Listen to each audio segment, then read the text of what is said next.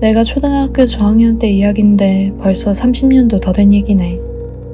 토호쿠의 에이현에 있는 바닷가 마을에서 자란 우리한테는 당연히 해안 근처가 최고의 놀이터였어.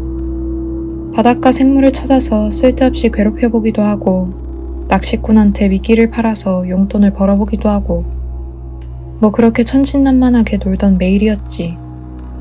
하지만 숨바꼭질만큼은 바다 근처에서 하면 안 된다고 동네 어른들한테 단단히 주의를 들었어. 하긴 바다는 위험한 곳이 잔뜩 있으니까. 이상한 데 숨었다가 크게 다치거나 목숨을 잃는 사고가 날까봐 걱정돼서 그러는 거겠거니 어린애면서도 이해는 했지. 근데 이해고 뭐고 간에 결국 애는 애잖아. 주위에 아무도 없으면 그냥 해버리는 거지. 나랑 동네 꼬마들인 에이타, 비로, 시코 이렇게 넷이서 숨바꼭질을 한 적이 있어.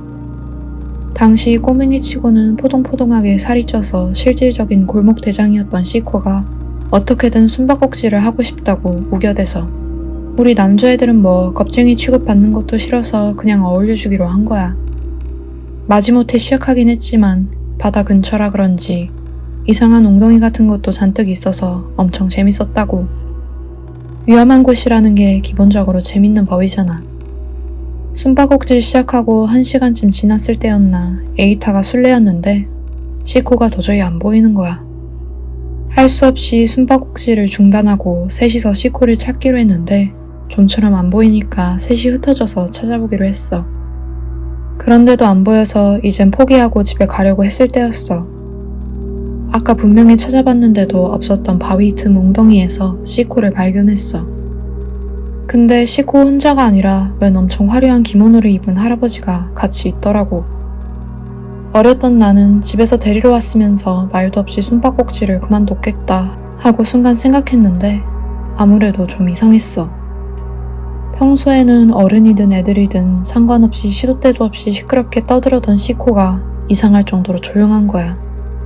기모노 입은 할아버지가 뭐라고 말을 거는데도 반응도 없이 한 곳만 멍하니 쳐다보고 움직이지도 않았어.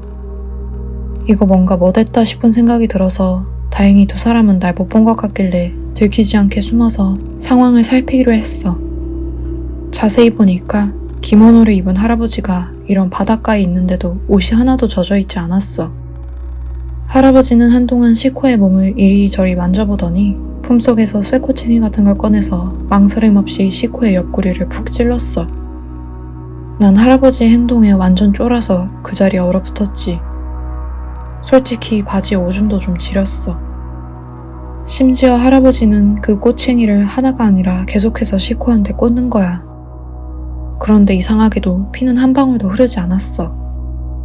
시코도 그렇고 꼬챙이에 마구 찔려 왜 그 통에 칼 꽂는 해적 룰렛 장난감처럼 됐는데도 까딱도 안 하는 거야. 그러는 사이 꼬챙이를 타고 노르스름하고 하얀 걸쭉한 무언가가 흘러나오기 시작했어.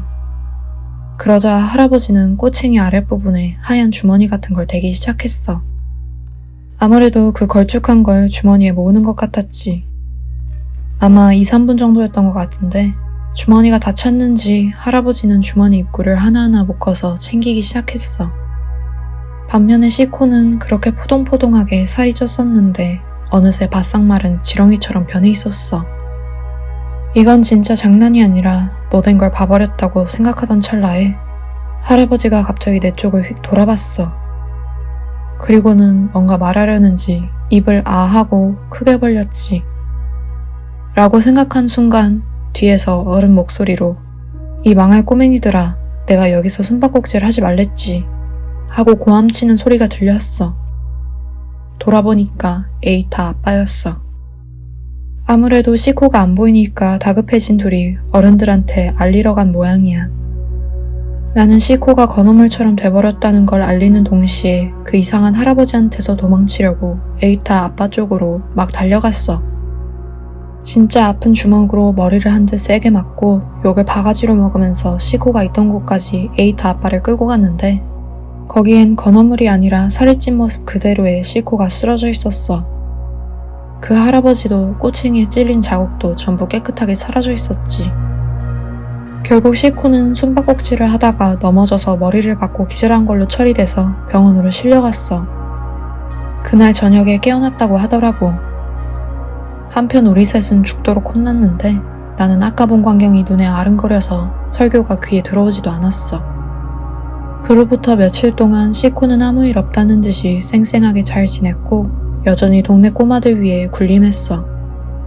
나도 그건 더위 먹어서 헛것을 본 거겠지 하고 생각하기 시작했지. 하지만 일주일 정도 지났을 때부터 우리 꼬맹이들 눈에도 보일 정도로 시코가 말라가더니 나중에는 아예 모습이 보이지 않게 됐어. 아무래도 무슨 병에 걸린 것 같더라고. 나는 엄마 손에 이끌려서 에이타 비로랑 같이 시코 병문안을 갔어. 거기에 있던 시코는 예전에 그 얄밉도록 뚱뚱했던 시코가 아니었어. 엄청나게 수척해진 모습이었지. 단순히 마른 게 아니라 딱 봐도 피부에 물기가 하나도 없고 애라고 생각할 수 없을 정도로 쭈글쭈글하게 주름이 져 있었어. 그때 봤던 건어물 상태에서 한두 걸음 되돌아간 듯한 느낌이었어. 나는 얘는 이제 죽겠구나 하고 생각했어. 병문안에서 돌아오자마자 나는 엄마한테 그 할아버지랑 꼬챙이에 찔렸던 시코 얘기를 전부 했어. 엄마는 내 얘기를 다 듣고 나더니 그래 한마디 하고는 어디론가 전화를 걸었어. 그리고 전화가 끝나자마자 내일 그 일에 대해서 물어보러 사람이 올 테니까 솔직하게 대답하렴 하고 나한테 말했어. 평소보다도 더 음침하고 답답하게군 해 하고 나는 생각했지. 다음날 학교에서 수업받는 도중에 교장선생님이 나를 불렀어. 교장실에 갔더니 처음 보는 아저씨가 나한테 할아버지랑 시코에 대해 물어봤어. 그 아저씨는 오래된 그림 한 장을 보여주면서 그 할아버지가 이런 모습이었니? 하고 물었어. 그 그림에는 남루한 옷차림을 하고 머리가 부자연스럽게 뾰족한 남자랑 그때 그 할아버지처럼 깨끗한 기모노를 입은 남자가 그려져 있었는데 나는 이쪽 기모노 입은 남자랑 옷차림이 비슷하다고 대답했어. 그러자 아저씨는 한숨을 한번 푹 내쉬더니 교장 선생님한테는 아무래도 아카에님은 아닌 것 같으니 더 이상 걱정할 필요는 없겠습니다 라고 말했어. 교장 선생님도 뭔가 안심한 듯한 표정이었어. 그 뒤로 두 사람은 나를 무시하고 올해는 풍년이 될 거다. 어업조합에서 시코 집에 위로금을 보내야겠다 같은 이야기를 하다가 내가 아직 거기 있는 걸 깨닫고는 날 바로 쫓아냈어. 난 다시 수업으로 돌아갔지. 시코는 결국 그 뒤로 얼마 안 가서 죽었어. 시코 장례식에서 슬퍼 보였던 건 시코 가족들 뿐이었고 다른 어른들은 다들 싱글벙글 웃으면서 기뻐하는 듯한 느낌이었어. 솔직히 나도 시코를 싫어했기 때문에 마음 한구석에서는 기뻤지만 내가 지금까지 겪어본 장례식이랑은 너무나 달라서 조금 섬뜩했지. 우리 아버지도 시코 부모님한테 신이 데려간 거나 마찬가지니까요 하면서 이상한 위로를 건넸던 게 기억나. 그해 가을은 그때 엿들었던 아저씨랑 교장 선생님 말대로 최근 몇십 년 만에 최고의 풍년이 들었어. 근데 우리 마을 말고 다른 항구는 그다지 잡히지 않았던 모양이라 우리 마을만 엄청나게 윤택해졌다고 하더라고. 나도 에이타도 비로도 영양 상태가 좋아진 덕분인지 다들 포동포동하게 살이 쪘어.